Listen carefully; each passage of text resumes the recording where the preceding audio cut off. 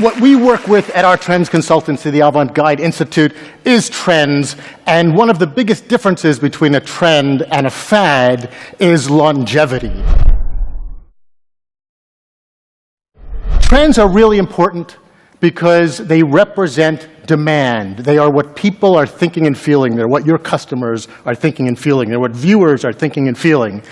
And companies spend a lot of time trying to get people interested in their products and services. But if you know what the trends are, what's motivating your viewers to do things, then you can answer those trends in creative, innovative ways, and people will sort of automatically pay attention. And that's why trends are important, and what I'm going to show you today. What I just want to add to that very nice introduction is a little bit more about why I'm standing here today. I run the Avant-Guide Institute. As I mentioned, we're a trends consultancy in New York City. And we have a global team of thousands of trend hunters. And these are people all over the world who every day are sending us things that they find that are new and unique and unusual, creative in some way.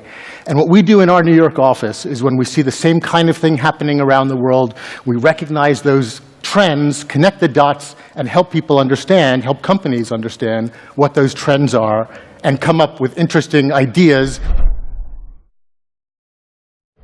The future is smart tattoos. All the information that a smartwatch might do, but it's printed on your wrist. I wanted to give you a heads up. What does that mean for your business? How do you get involved with that? Either by creating things that interact with wearables, or by promoting what you're doing with the language of wearables. You're on the street and you say, okay, where is the store that sells the jeans I want? That you can find with Google Maps right now. But when you're in the store, now you can say, yes, where in the store are those jeans I'm looking for? And it will tell you, go up the escalator and turn left.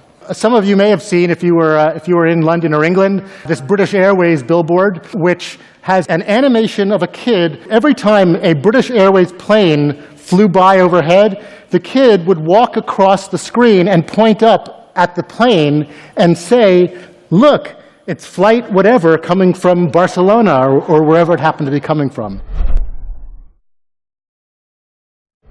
Volkswagen recently did a billboard that when people are driving by on the highway in a Volkswagen, it sends that person a message. Hi, Volkswagen driver. It knows that there's a Volkswagen driving by.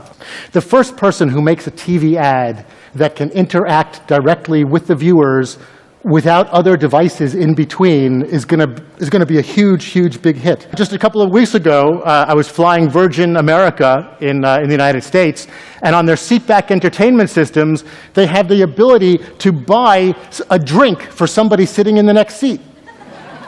You just tap on what you want, and you can have it delivered to your seat or delivered to somebody else's seat and automatically charged to you. One of the people who really understands marketing, I think we would all agree, is Richard Branson. He's a guy who really gets it, and he understands that one of the reasons something like this really resonates with us and made you laugh and made me laugh and made me use it and actually buy drinks was because it resonated with me and had this idea that, hey, it's a wonderful way to meet people on a plane.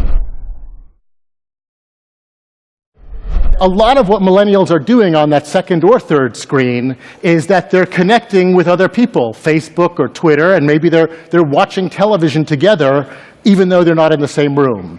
Perhaps some of you have seen Nike ID. This is a website where you can make a pair of sneakers that are made just for you so that you'll have something that's unique that nobody else has. Millennials, even more so than anyone else, want things that are personal and made just for them.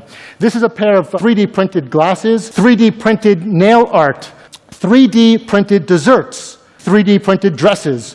So we're going to be seeing a lot more 3D printing. From the trends perspective, this is definitely down the pike, and it's definitely in the minds of millennials.